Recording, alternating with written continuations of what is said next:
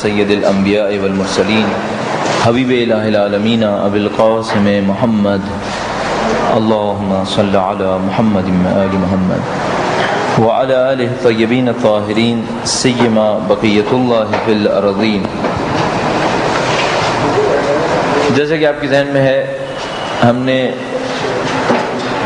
اللہ تعالیٰ کے وجود پر، اس کائنات کے خالق کے وجود پر 3 بنیادی استدلال قائم کیے۔ ان دلیلوں کے اوپر تھوڑی بہت بحث کی۔ جو اعتراضات ہمیں معمولی اعتراضات نظر آتے تھے جو دوسروں نے کیے ہیں، ان کو بھی آپ کے سامنے مختصراً ڈسکس کیا۔ اب ہم یہ چاہتے تھے کہ توحید کا اثر ہماری زندگی پہ ہونا چاہیے، اس کو ہم مطالعہ کریں، لیکن اس سے پہلے میرے ذہن میں آیا کہ ہم عدل کی بحث کو بھی مکمل کر لیں، تاکہ خداوند متعال کے باب میں جو ہماری تعلیمات ہیں وہ مکمل ہو جائیں، یعنی جس حد تک ہم کر پائے وہ ہو جائے، اور اس کے بعد ہم سوچیں کہ اس خدا کے وجود کا ہمارے اوپر کیا اثر پڑنا چاہیے۔ پریکٹیکلی اس وقت یہ ہو رہا ہے کہ جو لوگ خدا کو مانتے ہیں اور جو لوگ خدا کو نہیں مانتے، ان دونوں کے اندر کوئی بنیادی فرق نظر نہیں آ رہا۔ ہم نے جو خداوند متعال کے وجود کو ثابت کیا، اس سے ہمارے اوپر کیا اثر پڑنا چاہیے، اس کو ہم عدل کے بحث کے بعد جو ہے وہ بات تک کے لیے ترک کرتے ہیں، اور آج ہم عدل کی بحث کرنا چاہیں گے، عدل کے مسئلے کو زیر بحث لائیں گے۔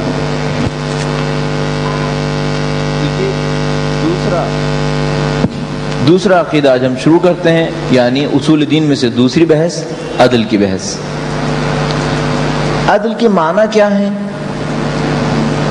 بہترین تعریف وہی جو مولا کائنات نے نہج البلاغہ میں کی، وضع الشیء علی موضعہ، کسی چیز کو اس کی جگہ پہ رکھنا۔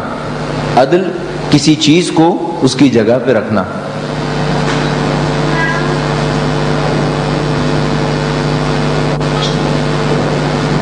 اچھا، اب یہ ہے کہ اس سادہ ترین تعریف کے ہوتے ہوئے کسی اور تعریف کی ہمیں ضرورت نہیں ہے، کسی چیز کو اس کی جگہ پہ رکھنا، لیکن ذرا سا ہم سوچنا چاہیں گے، کیا عدل کا مطلب مساوات ہے؟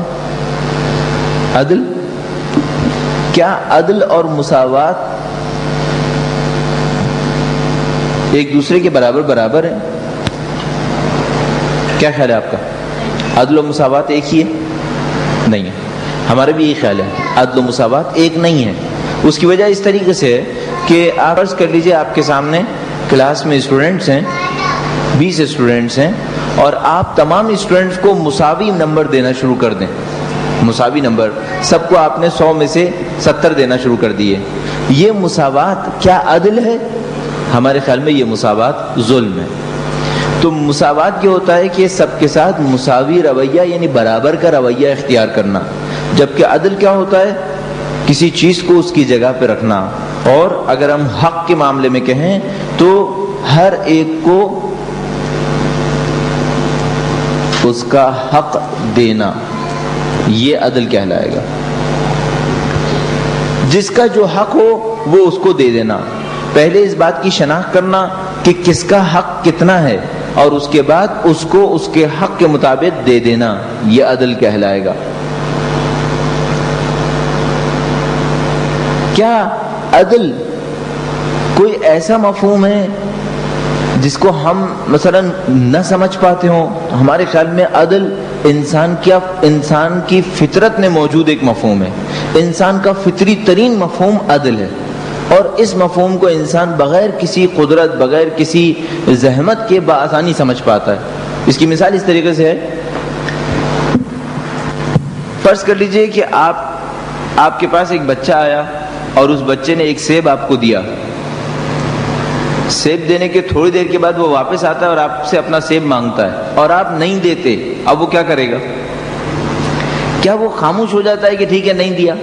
نہیں، خاموش نہیں ہوتا۔ یا ایک بچہ ہے، اس کے ہاتھ میں ایک سیب ہے، آپ نے اس کے ہاتھ سے چھین لیا، اب کیا ہوگا؟ یہ بچہ چیخنا شروع کر دے گا۔ در حقیقت بچہ یہ سمجھ رہا ہوتا ہے، اچھا بچہ تو دوسرے کی چیز پہ بھی چیختا ہے، مثال کے طور پر وہ آپ کی جیب سے آپ کی چابی نکالے گا اور آپ واپس لیں گے تو وہ چیخنا شروع کر دے گا۔ کیوں ایسا ہوتا ہے؟ اصل میں بچہ جو بھی اس کے ہاتھ میں آ جاتا ہے اس کو اپنا حق سمجھنے لگتا ہے، سمجھتا ہے یہ میرا ہو گیا، ہاتھ میں آنے کو میرا ہونا سمجھتا ہے۔ تو جیسے آپ اس سے لیتے ہیں وہ یہ سمجھتا ہے کہ آپ نے اس کے ساتھ حق تلفی کی ہے. وہ یہ نہیں سمجھ پاتا کہ ملکیت کے اصول کیا ہوتے ہیں. وہ سمجھتا ہے جو ہاتھ میں آ گیا وہ میرا ہو گیا. تو اگر آپ نے لے لیا بلکہ ہاتھ میں نہیں بھی آیا, وہ ایک چیز کی طرف جا رہا ہے, آپ وہ چیز اٹھا لیجئے, تو اسے غصہ آتا ہے کہ یہ اٹھا کیوں لیا گیا. انسان اپنی فطرت کے اندر عدل کو درک کرتا ہے. لہذا آپ نے بہت آسانی سے دیکھا ہوگا کہ عقل مند چور بھی ایک دوسرے کے ساتھ عدل سے پیش آتے ہیں. بھائی کہ وہ معاشرے کے اندر ظلم کر رہے ہوتے ہیں, لیکن جب اپنے ساتھ ڈیلنگ کی بات آتی ہے تو وہ چوری میں عدل کرنا چاہتے ہیں. یعنی وہ نہیں چاہتے کہ ان کے ساتھی چور ان کے ساتھ ناانصافی کریں. 4 آدمی مل کے چوری کرنے گئے, ایک جگہ پہ انہوں نے چوری کی ہے, ظلم کیا ہے, لیکن اب جب کہ اموال کی تقسیم کا مسئلہ آئے گا تو وہ کیا چاہیں گے, ایک دوسرے کے ساتھ عدل کے ساتھ پیش آئیں. تو یہ ایک انتہائی فطری مسئلہ ہے کہ جو ہم اپنے وجود کے اندر پاتے ہیں. سوال یہ, کیا اس معنی میں کوئی خدا کو ظالم سمجھتا ہے؟ اس معنی میں کوئی خدا کو ظالم نہیں سمجھتا. تو یہ بحث کیوں ہو گئی کہ خدا عادل ہے یا عادل نہیں ہے؟ یہ اتفاقاً اگر آپ نے توجہ فرمائے, عدل ان اصولوں میں سے ہے جو شیعت کے امتیاز میں سے تصور کیا جاتا ہے. اب ذرا سا اس طرف آئیے تو ہم دیکھتے ہیں کہ 5 ہمارے پاس اصول دین ہیں. اصول دین میں 5 امور ہیں ہمارے پاس: توحید, عدل, نبوت, امامت, قیامت. ان 3 میں کیا کسی کو اختلاف ہے؟ اس میں کسی کو کوئی اختلاف نہیں ہے. عمومی اصول, مسلمانوں کے عمومی اصول ہیں یہ: توحید, نبوت اور قیامت. کوئی مسلمان ان سے دور نہیں ہے, ہر مسلمان اس کو قبول کرتا ہے. لیکن یہ وہ جو 2 اصول ہیں, عدل اور امامت, یہ خصوصی اصول کہلائے جا سکتے ہیں کہ شیعت ہے جو عدل اور امامت کو قبول کرتی ہے. البتہ اس میں بھی اگر صرف شیعہ اصول کی بات کریں تو امامت وہ ہے کہ جو شیعت کو تشخص دے رہا ہوتا ہے. ورنہ عدل کے اندر بعض اہل سنت ہمارے ساتھ ہیں. وہ اس طریقے سے کہ اگر پھر دوبارہ ہم گروپنگ کریں عدل کے حساب سے, تو عدل کے ماننے والوں میں یہاں پر ایک تو ظاہر امامیہ ہے یعنی شیعہ, اور دوسرے اہل سنت کا ایک گروپ ہے جس کو ہم کیا تعبیر کرتے ہیں؟ کسی کو پتہ ہے اہل سنت کا کون سا گروپ ہے جو عدل کو مانتا ہے؟ حنبلی. ہاں ٹھیک ہے, وہ فقہی گروپ بن جاتا ہے. ٹھیک ہے, کلامی گروپ کے اندر یعنی عقائد کے اندر ہم کہتے ہیں معتزلہ. ٹھیک ہے, اور وہ جو عدل کو نہیں مانتے وہ کون سے ہیں؟ ان کو ہم کہتے ہیں اشاعرہ. کون ہے جو اصول دین میں عدل کو قبول کرتا ہے؟ ایک تو امامیہ ہے اور دوسرے معتزلہ, اہل سنت کا معتزلہ گروپ. اور کون ہے جو عدل کو اصول دین میں قرار نہیں دیتا؟ تو وہ کون سا ہے؟ اشاعرہ گروپ. اچھا, اگر یہ عدل کو اصول دین میں قرار نہیں دیتے تو کیا خدا کو نعوذ باللہ تعالی ظالم سمجھتے ہیں یہ لوگ؟ کیا خیال ہے آپ کا؟ ذرا سوچیے گا. ایک بات میں آپ کو ہمیشہ مشورے کے طور پہ کہوں گا, وہ یہ ہے, جب بھی آپ مخالف کے عقیدے یا مخالف کی گفتگو کو سمجھنا چاہیں تو قطعاً اسے بے وقوف مت سمجھیں. کوئی بے وقوف نہیں ہے یہاں پر دنیا کے اندر, سب عقل مند ہوتے ہیں. تو اگر کوئی فکر ہے, کوئی عقیدہ ہے, کوئی گروپ ہے, اور آپ کو یہ نظر آ رہا ہے کہ جو یہ کہہ رہے ہیں یہ بہت ہی بے وقوفانہ بات ہے, تو پہلے جا کے اس سے پوچھ لیں کہ جو آپ سمجھ رہے ہیں آیا وہ یہی کہہ رہا ہے یا وہ کچھ اور کہہ رہا ہے, آپ غلط سمجھ رہے ہیں. تو ہمیں واقعاً پوچھنا چاہیے کہ کیا اشاعرہ خدا کو ظالم سمجھتے ہیں؟ آپ کے خیال میں اشاعرہ کیا اتنے بے وقوف ہیں کہ کہیں گے ہمارا خدا ظالم ہے؟ نہیں, یہ نہیں کہتے. لیکن جو کہتے ہیں اس کے نتیجے میں خدا ظالم بن جائے گا, نعوذ باللہ تعالی. جو کہتے ہیں اس کے نتیجے میں بن جائے گا, لیکن وہ یہ کبھی بھی نہیں کہیں گے کہ ہم خدا کو ظالم سمجھتے ہیں. ان میں اور امامیہ اور معتزلہ میں فرق کیا ہے؟ وہ یہ ہے, ذرا سا توجہ فرمائیے گا. معتزلہ, امامیہ اور ان کے مخالف اشاعرہ, ان میں فرق کیا ہے؟ عدل ایک کائناتی حقیقت ہے, حتیٰ خدا کے عمل سے بڑھ کر یہ میں جو جملہ آپ کے سامنے لکھ رہا ہوں شاید اردو میں لکھنے کے اعتبار سے تھوڑا سا غلط بن رہا ہے یہ، لیکن میں اس کے ذریعے سے آسان ترین لفظوں میں امامیہ اور معتزلہ کی رائے کو آپ کو بتانا چاہتا ہوں. امامیہ اور معتزلہ کہتے ہیں عدل ایک کائناتی حقیقت ہے، حتیٰ خدا کے عمل سے بڑھ کر. یعنی خدا عمل کرے یا نہ کرے عدل سمجھ میں آتا ہے. عدل سمجھ میں آتا ہے. عدل کیا ہے؟ چاہے خدا عمل کرے چاہے خدا عمل نہ کرے. اشاعرہ کیا کہتے ہیں؟ اشاعرہ کہتے ہیں عدل کا انحصار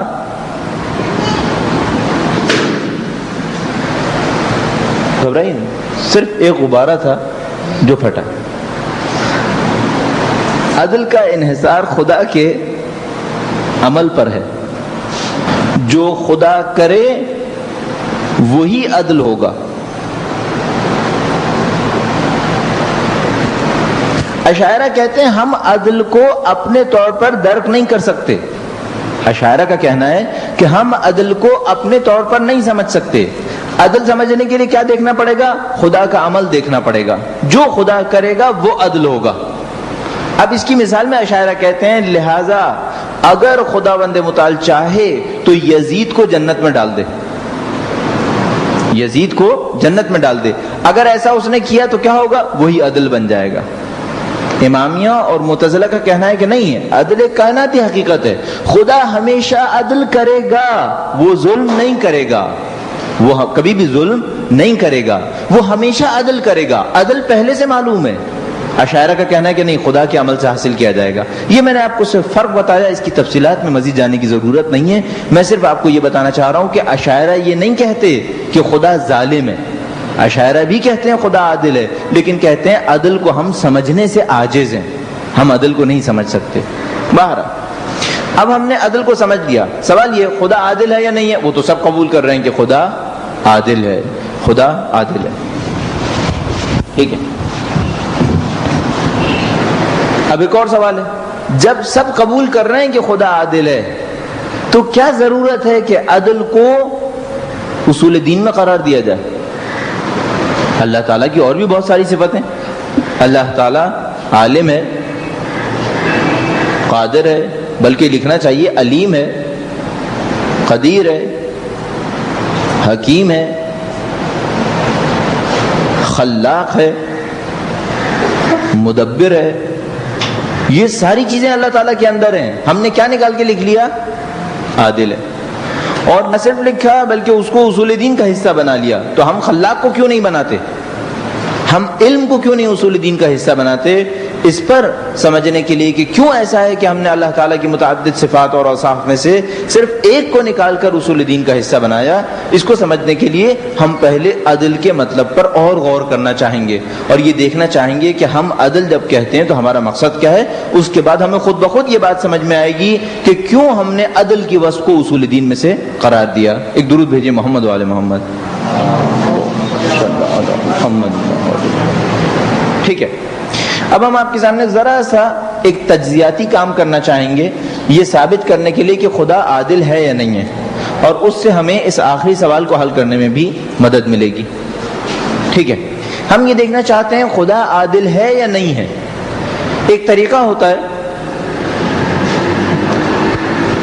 اس کے ذریعے سے ہم بعض امور کو ثابت کرتے ہیں. ذرا توجہ فرمائیے گا.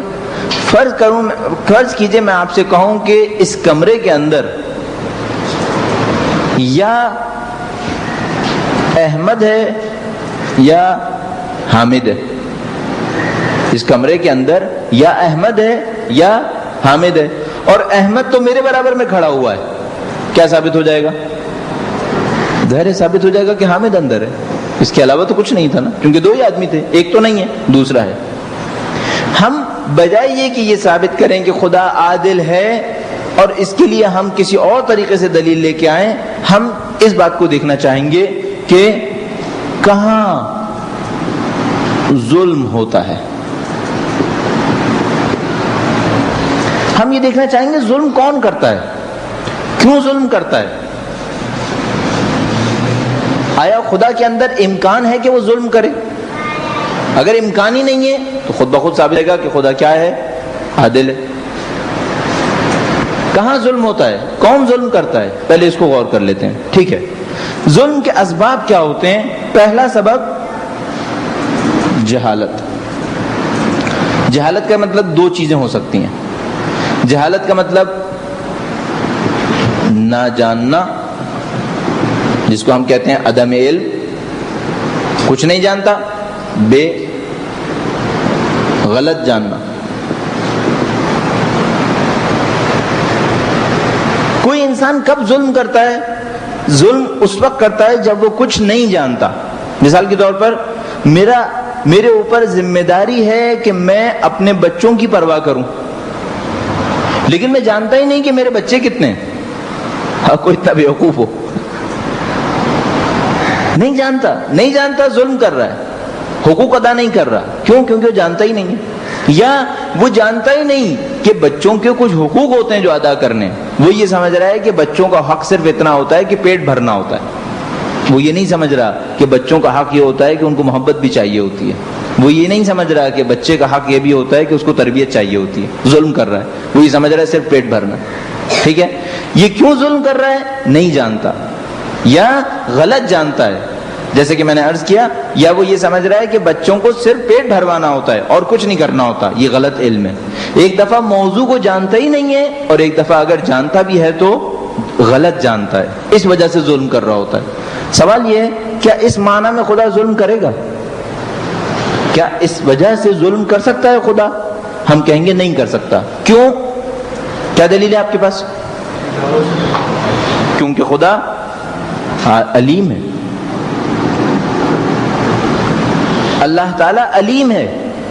خدا جب کہ علیم ہے وہ کبھی بھی ظلم نہیں کرے گا. کیوں؟ کیونکہ ظلم کی ایک وجہ ہوتی ہے جہالت. جہالت میں نہ جاننا یا غلط جاننا دونوں اس کے اندر ممکن نہیں ہے.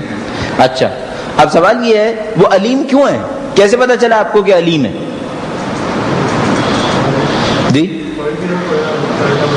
دیکھیے، ہم نے آپ کے سامنے 3 دلیلیں دی تھیں. ان 3 دلیلوں میں سے کیا کسی دلیل سے ثابت ہوتا ہے کہ وہ علیم ہے؟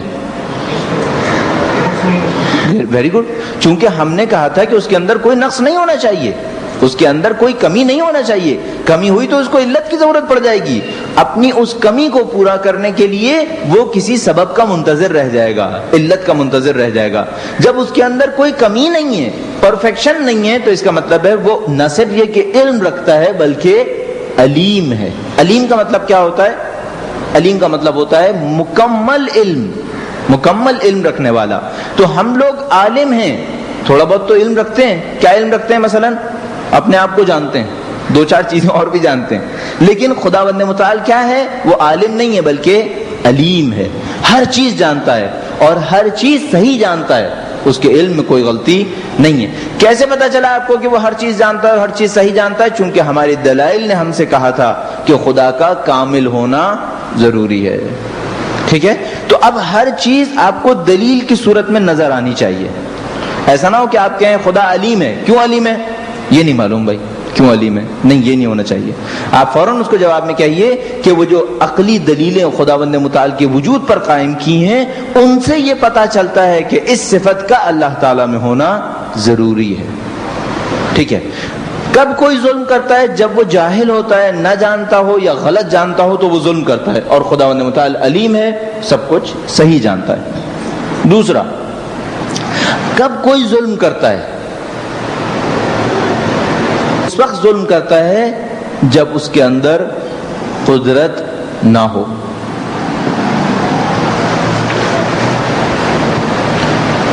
قدرت نہ ہو کیا مطلب؟ 2 مطلب اس کے بھی سوچے جا سکتے ہیں. دراصل قدرت نہ ہو، بے قدرت ہے، کسی بھی قسم کی قدرت نہیں ہے. یا قدرت ہے لیکن مجبور ہو، کسی اور کی قدرت کے انڈر قرار پا جائے، کسی اور کی قدرت کے زیر اثر قرار پا جائے. تو 2 صورتیں ہو سکتی ہیں. کوئی ظلم کیوں کرتا ہے؟ اس کی وجہ یہ ہے کہ شاید اس کے پاس قدرت ہی نہ ہو. مثال کے طور پر کوئی مجھ سے کہے کہ کائنات کے اندر بہرحال بھوکے موجود ہیں، ان بھوکوں کو سیر نہ کرنا یہ ظلم ہے. کیوں آپ یہ ظلم کر رہے ہیں؟ کیونکہ ہم کہیں گے ہمارے پاس قدرت نہیں ہے. قدرت ہوتی تو ہم ان کو بھوکا نہیں چھوڑتے, قدرت ہوتی تو ہم ان کو کھلا کے چھوڑتے, لیکن فی الحال قدرت نہیں ہے ہمارے پاس, دراصل قدرت نہیں ہے.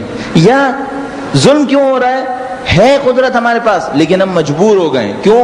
ہم سے زیادہ بڑی قدرت والے نے ہمیں کنٹرول کر لیا ہے, ہم سے زیادہ قدرت رکھنے والے نے ہمیں مجبور کر دیا ہے. ٹھیک ہے, تو ان دو معنی میں بھی قدرت نہ ہونے کی وجہ سے کوئی ظلم کرتا ہے. کیا خداوند متعال کسی ایک معنی میں بے قدرت ہے؟ تو ہم کہیں گے نہیں, خداوند متعال قدیر ہے. قدیر ہے یعنی مطلق قدرت اس کے ہاتھ میں ہے, مطلق قدرت کا حامل. اور یہاں علیم کا مطلب بھی یہی ہوگا, مطلق علم کا حامل. ایبسولوٹ پاور, ایبسولوٹ نالج اس کے پاس ہے. جب وہ ایبسولوٹ نالج رکھتا ہے, جب وہ ایبسولوٹ پاور رکھتا ہے, تو ظلم کا کوئی سال اس کے اندر پیدا نہیں ہوتا. وہ ظلم نہیں کرے گا, وہ ہر چیز پہ قادر ہے. ان اللہ علی کل شیء قدیر, قرآن کی آیت کریمہ سے بھی ہمیں پتہ چلتا ہے. بہرحال اس کو ابھی ٹچ نہیں کرنا چاہتے. تو وہ قدیر ہے. کیسے پتہ چلا آپ کو قدیر ہے؟ جن دلائل نے خدا کو ثابت کیا تھا, انہی دلائل نے یہ بھی ثابت کیا تھا کہ اس کے اندر کوئی نقص نہیں ہے. تو نہ مجبور ہوگا نہ بے قدرت ہوگا, بلکہ وہ قدرت مند ہوگا تمام معنی کے اندر. ٹھیک ہے, لہذا وہ ظلم نہیں کرے گا. تیسرا مسئلہ, ممکن ہے کوئی شخص پھر بھی ظلم کر بیٹھے, بائیں کہ وہ عالم ہو, بائیں کہ وہ قدرت رکھتا ہو, لیکن پھر بھی ظلم کر بیٹھے. کیسے؟ اب آپ بتائیے. ممکن ہے کوئی شخص علم رکھتا ہو, قدرت رکھتا ہو, پھر بھی ظلم کر دے. کیسے ہو سکتا ہے؟ ہاں, سمجھ میں نہیں آیا. کوئی چیز ہے آپ کے ذہن میں؟ جیسے کہ انسان خاص طور پر ہمارے معاشرے میں ایک شیعہ یا پرور ظلم کرتا ہے, اس کو پتہ ہے گناہ کیا ہے کیا نہیں ہے, اور پھر بھی وہ انکار کر رہا ہے. ٹھیک ہے, ہم کہیں گے فطرت یعنی ذات میں ناقص ہے. اپنے معاشرے میں ہم کیسے کہیں گے؟ انسانوں کے درمیان ہم کہیں گے اصل میں کنجوس ہے. قدرت بھی ہے, جاہل بھی نہیں ہے, عالم ہے, لیکن ذات میں نقص ہے. ذات میں نقص کیا ہے؟ فطرتاً کنجوس واقع ہوا ہے, فطرتاً بخیل واقع ہوا ہے, فطرتاً ظالم واقع ہوا ہے. عادت بنا لی اس نے ظلم, عادت بنا لیے بخل, عادت بنا لیے کنجوسی. ان صورتوں میں بھی اگر ہو تو شخص ظلم کر دیتا ہے. ٹھیک ہے, کیا خداوند متعال اس معنی میں ظلم کر سکتا ہے؟ ہم کہیں گے ان تینوں میں سے کسی بھی معنی کے اندر وہ ظلم نہیں کرے گا. کیوں؟ کیونکہ ہمیں پتہ ہے کہ وہ کمال مطلق ہے, کمال مطلق. اس بات کو ہمیشہ ذہن میں رکھیے گا, ایبسولوٹ پرفیکشن, اس کے اندر ہر کمال کی انتہا ہے, تو اس کے اندر کوئی نقص نہیں ہے. ایبسولوٹ پرفیکشن, کسی بھی قسم کا کوئی نقص جو نظریاتی طور پہ نقص کہلائے جائے وہ اس کے اندر نہیں ہے. کیسے پتا چلا آپ کو؟ اسی دلیل توحید کے ذریعے سے ہمیں پتا چلا کہ اس کے اندر ذات میں کوئی نقص نہیں ہے. جب ذات میں کوئی نقص نہیں ہے تو ظلم کا کہیں سے کہیں تک اس کے اندر کوئی سوال پیدا نہیں ہوتا. ظلم کا کہیں سے کہیں تک کوئی سوال پیدا نہیں ہوتا. اگر اس کے اندر کوئی نقص نہیں ہے تو وہ ظالم بھی نہیں ہوگا. ٹھیک ہے, اس تمام بحث کا نتیجہ یہ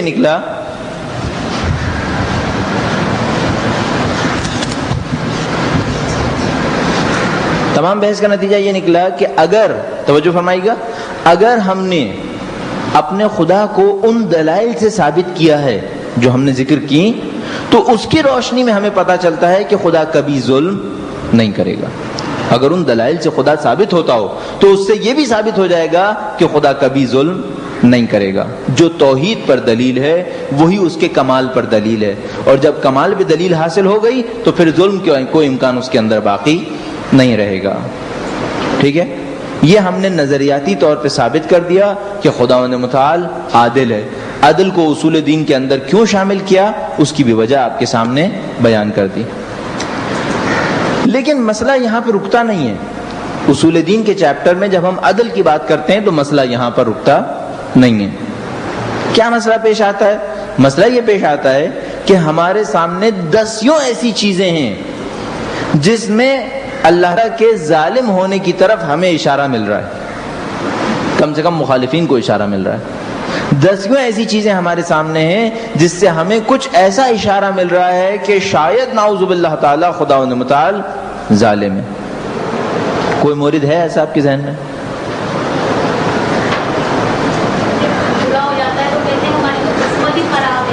ٹھیک ہے، نمبر 1 قسمت کا خراب ہونا،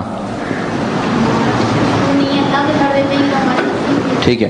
ہم یوں کہتے ہیں کام خراب ہوا، ہم نے کہا ہماری قسمت ہی خراب ہے۔ قسمت ہی خراب ہے کیا مطلب؟ یعنی اللہ تعالیٰ نے یہ میرے اوپر ظلم کر ڈالا کہ اس نے میرے نصیب کے اندر اس کو نہیں رکھا۔ یہاں پہ خدا متعال کا ظلم نظر آ رہا ہے۔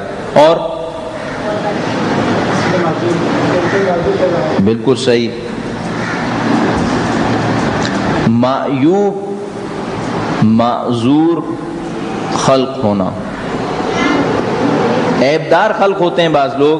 اللہ تعالیٰ نے مجھے اور آپ کو اس نعمت سے نوازا، اس عظیم نعمت سے نوازا کہ میرے اور آپ کے اندر کم از کم جسمانی طور پہ کوئی نقص نہیں ہے۔ یہ اللہ تعالیٰ کی ایک عظیم الشان نعمت ہے جو اس نے ہمیں بہت آسانی سے دے دی۔ یعنی میں یہ سوچتا ہوں کہ اگر میرا اور آپ کا بچہ یا بھائی ذہنی لحاظ سے اپاہج ہوتا تو کیا ہوتا؟ میں نے دیکھے ہیں ایسے اپاہج جو ذہنی لحاظ سے اپاہج ہیں، سمجھ میں نہیں آتا کیا ہوتا، لیکن اللہ تعالیٰ نے یہ نعمت اتنی آسانی سے مجھے اور آپ کو دے دی کہ ہم لوگ، میرے اور آپ کے اطراف میں بہت سارے لوگ صحیح الخلقہ ہیں، ان کی خلقت میں کوئی کمی نہیں ہے۔ البتہ میں جہاں کہیں بھی یہ بات کہتا ہوں تو میرے دل میں آتا ہے کہ میں ایک خاتون کا تذکرہ کروں یہاں پر۔ یہ ہماری ہمسایہ ہیں اور ان کی کوئی اولاد نہیں ہوتی تھی۔ انہوں نے ایک بچے کو لیا ایدھی سینٹر سے، ایدھی سینٹر سے انہوں نے اس بچے کو لیا۔ یہ یونیورسٹی میں پڑھاتی ہیں، ان کے شوہر بھی یونیورسٹی میں پڑھاتے ہیں۔ ان کا گھر نیٹ اینڈ کلین، بہت زیادہ آرگنائز، ہم جاتے تو ہمیں خوشی ہوتی تھی۔ انہوں نے ایک بچے کو لیا، اس کو اپنے گھر میں پالنا شروع کیا۔ کچھ دیر پالنے کے بعد پتہ چلا کہ وہ ذہنی طور پہ اپاہج ہے۔ سب کچھ صحیح تھا لیکن ذہنی طور پہ اپاہج تھا۔ ان کی پوری زندگی اس بچے میں انوالو ہو گئی، ساری زندگی ان کی اس بچے کے ارد گرد گھومنے لگی، اس کی تربیت میں، اس کی پرورش میں کیسے کریں۔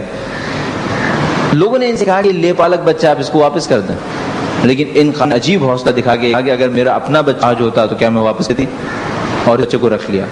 میں سمجھتا ہوں اس وقت نے جہاد کیا۔ ایک انسان کو اس طرح سے پال لینا، وہ اپنی اولاد نہ ہو، بہت بڑا جہاد ہے۔ آپ فیل کیجئے کہ کیا ان کی زندگی کے اندر ہوا، تتر بتر ہو گیا سب کچھ جو انہوں نے بنایا ہوا تھا، لیکن اس پہ انہوں نے اسٹے کیا، اس بچے کو اپنے ساتھ رکھا۔ یہ کمال ہے جہاد ہے، واقعاً بہت بڑا جہاد ہے۔ البتہ اس کے بعد انہوں نے اپنے رشتہ داروں میں سے ایک بچے کو لیا، وہ ماشاءاللہ صحیح فٹ تندرست، وہ بھی اس کے ساتھ ہے۔ اب یہ ہو رہا ہے کہ وہ خاتون، ان کے شوہر اور ان کا یہ بچہ، یہ سب مل کر اس کو پال رہے ہیں، یہ سب مل کر اس اپاہج کا خیال کر رہے ہیں۔ یہ بہت بڑا جہاد ہے، اور اللہ تعالیٰ کا شکر ادا کرنا چاہیے کہ اس نے ہمیں کسی کمی سے، کسی نعمت سے محروم نہیں کیا۔ جسمانی طور پہ ہم سب صحیح سال ہیں اور یہ مفت میں ہمیں ملا، یعنی ہم نے کوئی کوشش نہیں کی کہ ہم صحیح ہو جائیں، اس کے لیے ہم نے کچھ نہیں کیا، لیکن اللہ تعالیٰ نے یوں ہی ہمیں دے دیا۔ عجیب نعمتوں میں سے ایک نعمت۔ بعض بچے معذور معیوب خلق ہوتے ہیں، پیدا ہوتے ہی معذور ہوتے ہیں، پیدائش طور پہ معذور ہوتے ہیں۔ میں نے عرض کیا ایک آدھ ہاتھ ٹوٹا ہو چلو کوئی مسئلہ نہیں، کوئی ذہنی طور پہ اپاہج خلق ہوتا ہے، اس کا کیا ہوگا؟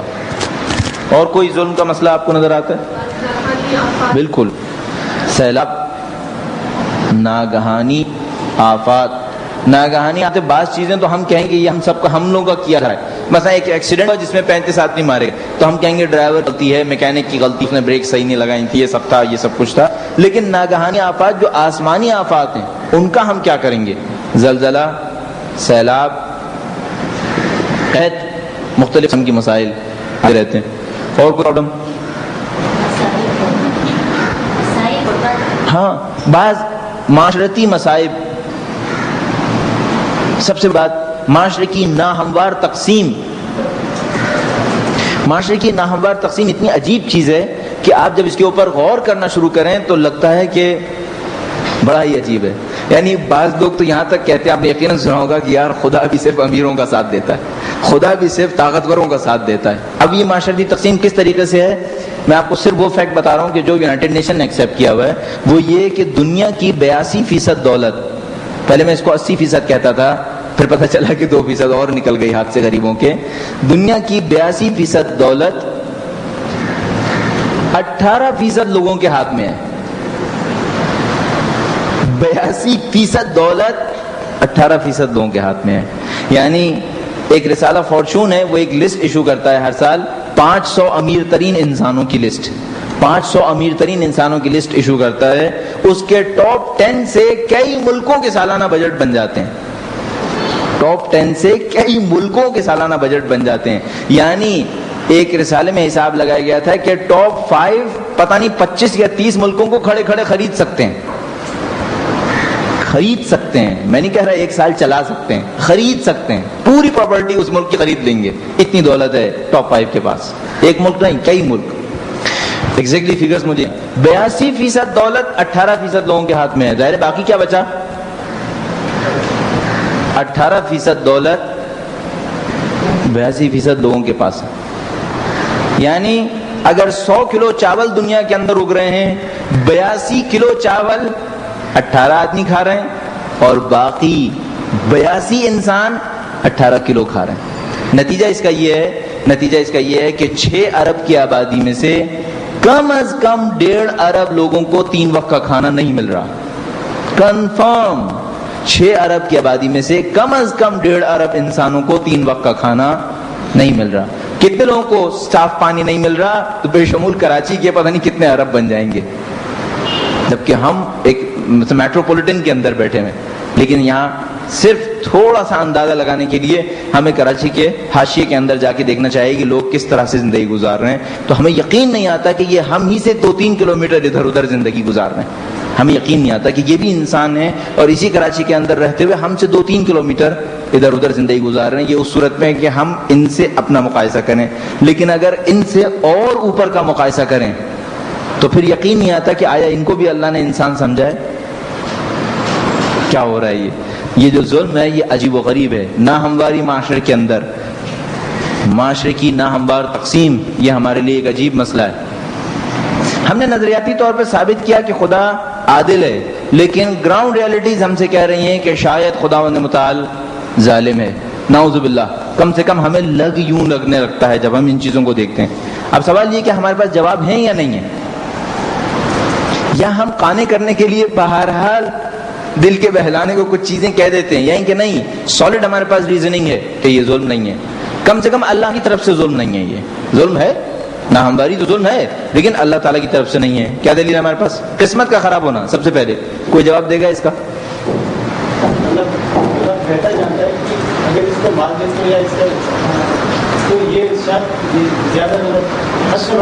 ٹھیک ہے. انہوں نے فرمایا بعض جگہ جہاں ہم کہتے ہیں کہ ہماری قسمت خراب ہے، ایکچولی خدا ہمیں اگر محروم کر رہا ہوتا ہے تو کس وجہ سے محروم کر رہا ہوتا ہے. خدا نے ایک جگہ قرآن کریم میں فرمایا، البتہ میں اس کو آپ کو صرف اپنے جسے کہتے ہیں کہ قرآن ثابت نہیں ہوا ہے، یعنی ذہن کو تیار کرنے کے لیے کہہ رہا ہوں. اس نے ایک جگہ پہ فرمایا کہ اگر ہم ان تمام چیزوں کو دیتے رہتے جو یہ ہم سے مانگتے ہیں تو یہ لوگ تباہ ہو جاتے. آپ خود سوچئے میں کیا مانگتا ہوں. ایک ماں باپ جب اپنے بچوں کو دعا دیتے ہیں تو کہتے ہیں اے خدا دنیا بھر کی دولت اسے دے دے. ارے بھائی تو باقی انسان کیا کریں گے؟ باقی تو تباہ ہو جائیں گے بیچارے اگر دنیا بھر کی دولت اس کو مل گئی. اچھا ہر ماں باپ یہی کہہ رہے ہیں میرے بچے کو دنیا بھر کی دولت دے دے، تو کیا خدا شفٹ کرتا رہے 2 منٹ میں اس کو بلینئر بنا اس کو فقیر بنا؟ نہیں ہو سکتا. کیا دعا ہے یہ؟ دعا مانگو ڈھنگ کی دعا مانگو، کوئی صحیح سے دعا مانگو. یہ دعا غلط دعا ہے. تو ہم جہاں کہتے ہیں قسمت خراب ہے وہاں خدا کو پتا ہے کتنا دینا چاہیے. وہ بعض اوقات صحیح دیتا ہے، وہ بعض اوقات جو ہمیں خراب لگ رہا ہوتا ہے وہ صحیح دے رہا ہوتا ہے. دوسرا مسئلہ، قسمت نام کی کوئی چیز نہیں ہے. قسمت ہے ہی نہیں. یعنی قسمت بین مانا کہ ایک چیز لکھ دی گئی ہے، نہیں ایسا نہیں ہے. میرے اور آپ کے اختیار میں ہے. کام غلط کرتے ہیں اٹھا کے قسمت پہ چھوڑ دیتے ہیں، نہیں ایسا نہیں ہوتا. میں نے سونے کی عادت بنائی 10 بجے تک، اس کے بعد میں کہتا ہوں یار میری قسمت ہی خراب ہے، روزی نہیں ملتی. بھائی جب 10 بجے تک سو رہے ہو تو روزی ملے گی کہاں سے؟ تم نے بہت ساری اپرچونٹیز کو خود ہی لوز کر دیا کیونکہ تم 10 بجے تک سوتے ہو. ایک صاحب کو میں جانتا ہوں بعض اوقات جاب کے لیے چیختے ہیں. میں ان سے کہتا ہوں یار جاب کیوں نہیں ملتی؟ نہیں ملتی یار، کوئی جاب نہیں دیتا. یہ بعد میں پتہ چلا بھائی نے یہ سوچا ہوا ہے کہ اے سی سے کم والی جاب لیں گے ہی نہیں، وہ جاب ہی نہیں لیں گے جس میں کمرے میں اے سی نہ لگاؤ. تو بھائی تم نے اپرچونٹیز کو خود ہی کل کر دیا. تمہیں اے سی چاہیے، ڈھونڈو اے سی. اب خدا سے کیوں کہہ رہے ہو کہ میری قسمت خراب ہے؟ البتہ بعض اوقات ممکن ہے کوئی سنسیئرلی ڈھونڈ رہا ہو پھر بھی نہ ملے، پھر بھی اس کا رزق آگے نہ بڑھ رہا ہو. یہ بھی ہو سکتا ہے کہ کوئی سنسیئرلی تمام ایفرٹس کر رہا ہو پھر بھی نہ بڑھے، پھر بھی ہم کہیں گے کیا کہیں گے؟ خدا کیا ہو گیا یہاں پہ؟ کیا وجہ ہوتی ہے؟ ایک آدمی سنسیئرلی ایفرٹس کر رہا ہے، ڈگریز اس کے ہاتھ میں ہے، سنسیئرلی ایفرٹ کر رہا ہے، پھر بھی بیچارہ مشکلات کا شکار ہے، قسمت خراب ہے۔ ہاں، ہم اس سے ایک بات کہیں گے کہ بھائی پہلے دنیا کو سمجھو، اپنے آپ کو سمجھو، تم کون ہو، کیوں ہو، کس لیے ہو یہاں پر، اس کو حل کرو، دنیا کو دیکھو، اس کے بعد سوچو کہ آیا اگر یہ دور گزر رہا ہے تو اچھا گزر رہا ہے یا برا گزر رہا ہے۔ مجھے ہمیشہ ایک استاد تشریف فرمائے قوم کے اندر، علم اخلاق کے استاد ہیں، اور ایسے استاد ہیں علم اخلاق کے کہ مراجع تقلید ان کے درس اخلاق میں جایا کرتے ہیں، احمدی میان جی نام کر کے، وہ جب درس اخلاق دیتے ہیں تو کئی مراجع تقلید ان کے درس اخلاق میں بیٹھتے ہیں۔ تو ایک دفعہ انہوں نے فرمایا انقلاب اسلامی کی سالگرہ تھی، یعنی وہ دن تھا جب انقلاب اسلامی آیا تھا، جشن منایا جا رہا تھا، تو اس زمانے کے واقعات کو یاد کر کے وہ ایک دو انہوں نے واقعات سنائے، اس کے بعد انہوں نے یہ جملہ کہا، کہنے لگے کہ اس زمانے کے واقعات کچھ تلخ ہیں اور کچھ شیریں ہیں، لیکن اس کے تلخ بھی شیریں ہیں، تلخی میں بھی شیرینی ہے، سخت بھی مزیدار ہے۔ پروردگار نے اس دنیا کو سخت بنایا ہے، لیکن وہ جو اللہ پہ یقین رکھتا ہے اس کے لیے یہ سخت بھی مزیدار ہے۔ لہذا زینب سلام اللہ علیہ نے جب یزید کے سامنے پہنچیں تو فرمایا کہ ہم نے حسن و جمال کے علاوہ کچھ نہیں دیکھا۔ کربلا کے واقعے کو انہوں نے فرمایا ہم نے حسن و جمال کے علاوہ کچھ نہیں دیکھا۔ یہ شہادتیں، یہ ظلم بیش بہا جو ان کے اوپر ہوا عاشور کے دن اور عاشور کے بعد بچوں کے ساتھ جو کچھ ہوا، اس سب کو وہ فرمانی کیا؟ ہم نے حسن و جمال کے علاوہ کچھ نہیں دیکھا۔ کیوں؟ کیونکہ حقیقت امر سے آگاہ ہیں، کائنات کے حقائق سے آگاہ ہے۔ جو کائنات کے حقائق سے آگاہ ہے اس کے لیے نبی اکرم فرماتے ہیں، یہ میں صرف آپ کو سپورٹ کے لیے کہہ رہا ہوں بھائی کہ ابھی نبی ثابت نہیں ہوئے ہیں، وہ فرماتے ہیں، کہتے ہیں اگر دنیا کی مشکلات کی جزا لوگوں کو پتہ ہوتی تو وہ آرزو کرتے کہ خدا ان کے بدن کو قینچیوں سے کٹوائے۔ اگر ان کو پتہ ہوتا کہ دنیا کی مشکلات میں کیا جزا ہے تو وہ آرزو کرتے کہ خدا ان کے بدن کو قینچیوں سے کٹوائے تاکہ اس کے بدلے میں آخرت میں جزا لے پائیں۔ اور ایک بہت عجیب روایت نبی اکرم کی میں نے ابھی پڑھی، کچھ ہی دن پہلے دیکھی، پہلے بھی شاید دیکھی تھی، وہ انہوں نے فرمایا اگر دنیا کی حیثیت ایک مچھر کے پر کے برابر بھی ہوتی تو کافر کو نہ دیتا۔ اگر اللہ کے نزدیک دنیا کی حیثیت مچھر کے پر کے برابر بھی ہوتی تو کافر کو نہ دیتا۔ قرآن کریم میں خدا متعال نے عجیب طریقے سے اس کا ذکر کیا ہے۔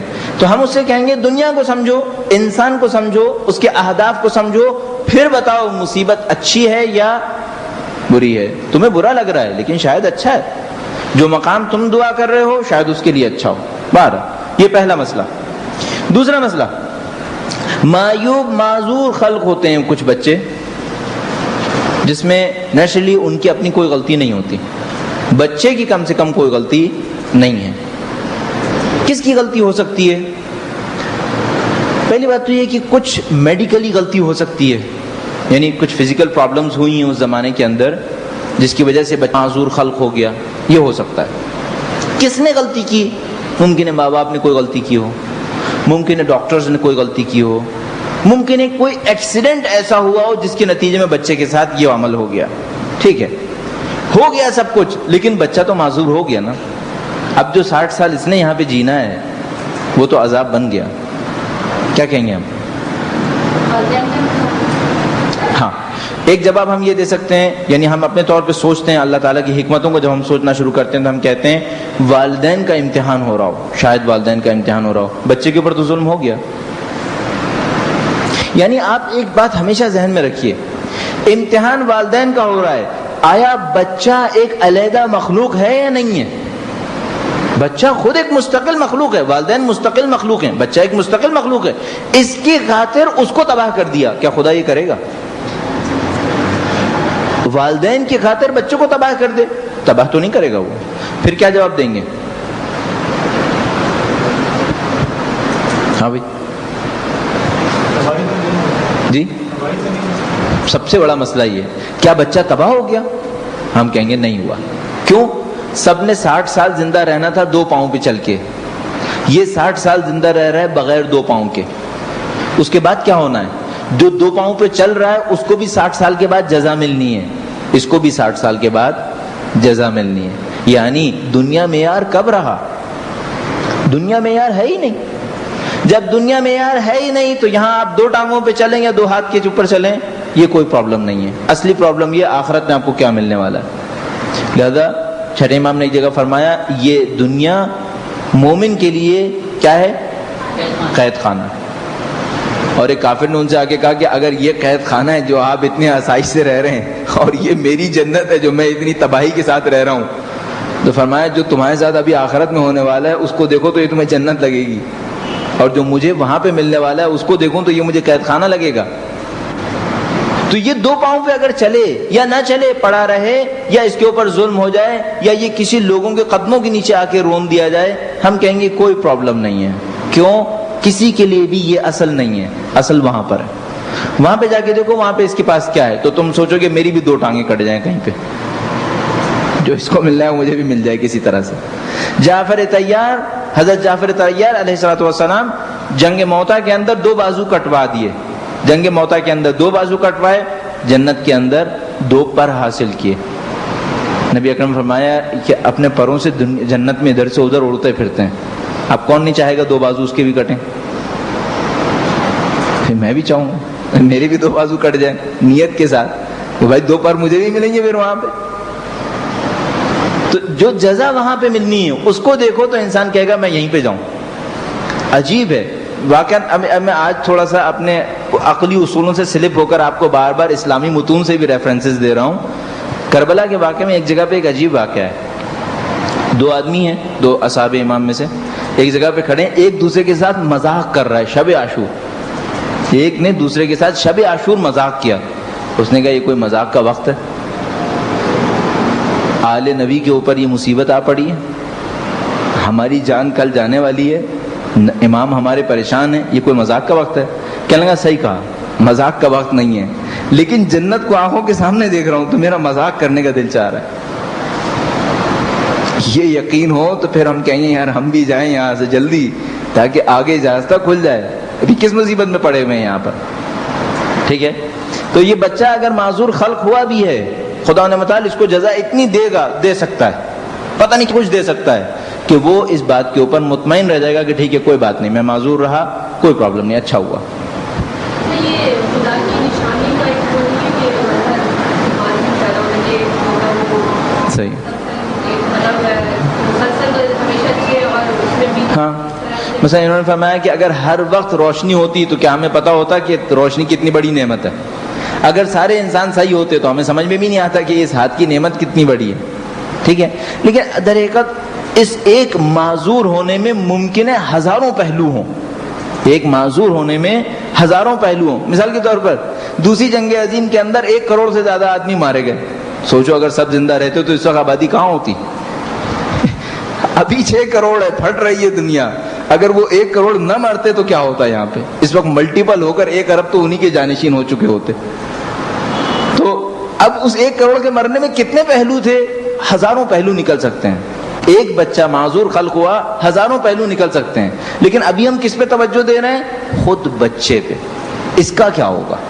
پہلو بہت سارے نکل سکتے ہیں اس میں. ٹھیک ہے، 2 مسائل حل ہوئے.